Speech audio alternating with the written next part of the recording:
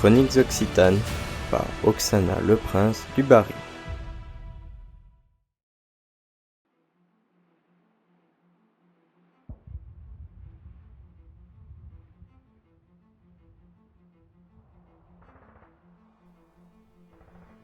1940. La France vacille. Les colonnes allemandes avancent vite, trop vite. Les avions français décollent à la hâte, cherchant désespérément à échapper à l'inévitable. À cette heure-là, dans le ciel menaçant, chaque vol est une course contre la montre, une course contre la mort.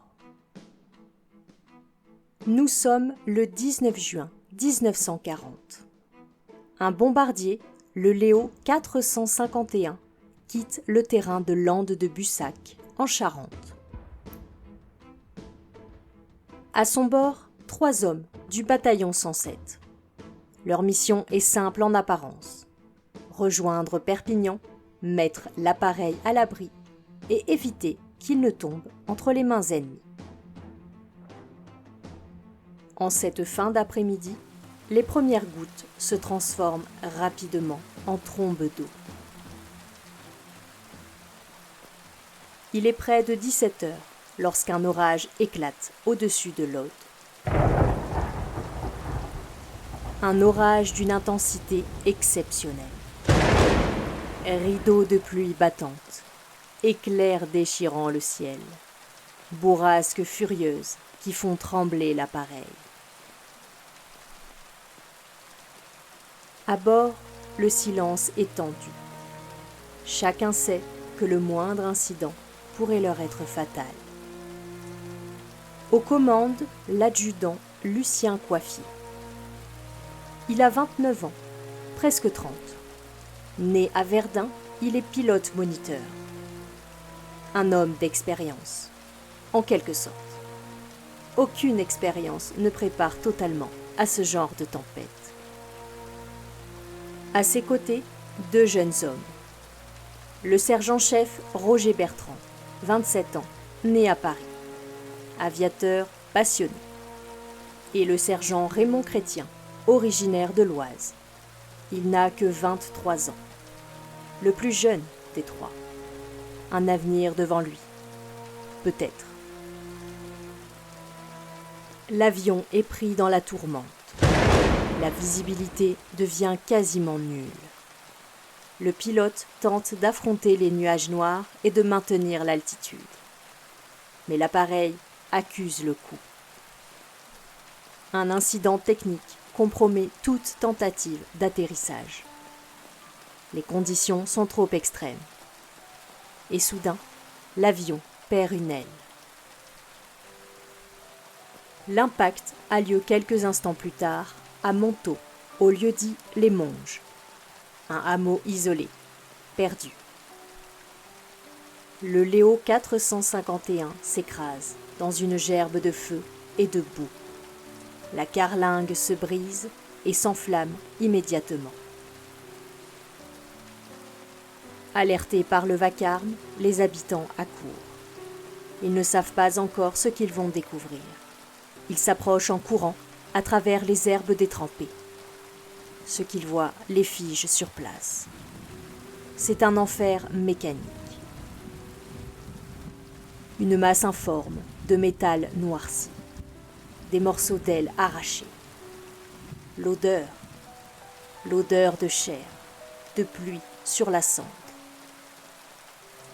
Les 3 aviateurs sont là, ou du moins, ce qu'il en reste. Malgré l'effroi, les habitants agissent. Ils recouvrent les corps. Ils prient. Une veillée est tenue cette nuit-là, dans le silence.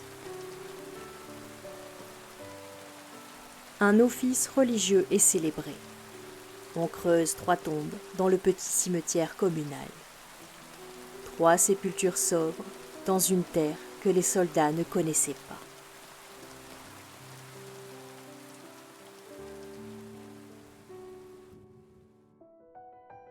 Des années plus tard, après la guerre, les dépouilles seront rendues à leurs familles pour leur donner un repos définitif.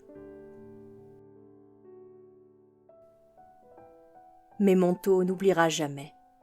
En 2009, une stèle est inaugurée. Les 3 noms y sont gravés dans la pierre. Lucien Coiffier, Roger Bertrand, Raymond Chrétien.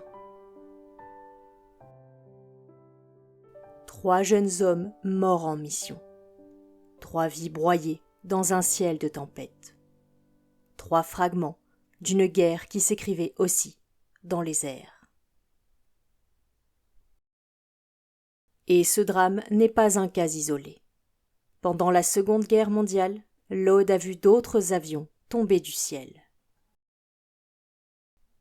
Le 20 décembre 1940, 4 aviateurs souhaitant rejoindre les forces françaises libres du général de Gaulle s'écrasent à La Pradelle puis Lorens. Et le 4 août 1941, un avion se crache à Salvezines, avec à son bord Claire Roman, la première femme pilote militaire. Les responsables ? Les mauvaises conditions météorologiques. Le climat est décidément bien cruel avec les héros. La guerre ne s'écrit pas que dans les batailles célèbres. Elle s'inscrit dans ces traces éphémères, perdues dans les nuages, dans les stèles, dans les mémoires tenues vivantes par quelques habitants. Elle s'incarne dans les visages de ceux qu'on n'attendait pas, dans les avions qui n'arriveront jamais à destination. Il suffit d'un orage, d'un incident, d'un jour de juin pour que l'histoire bascule.